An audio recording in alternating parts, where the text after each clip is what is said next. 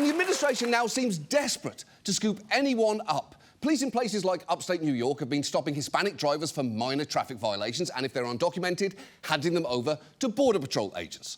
Also, at one point, tens of thousands of people received emails explicitly telling them to please leave the United States immediately.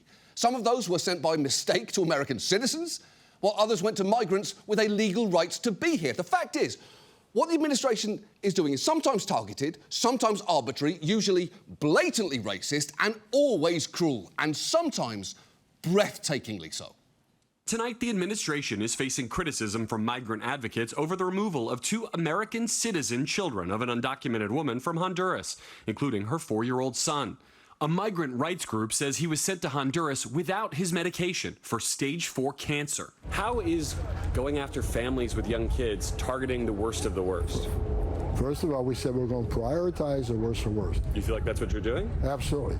But when you prioritize something, it doesn't mean you forget about everybody else. I've said from day one, if you're in the country legally, you're not off the table.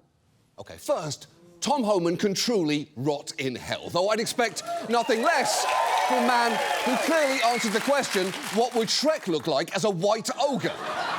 And while the government insists that woman chose to have her son deported with her, her lawyers insist that was not, in fact, the case. And either way, between the government putting that kid on a plane without his medication and the cuts to research at the NIH, it seems this administration's actively coming out pro-paediatric cancer.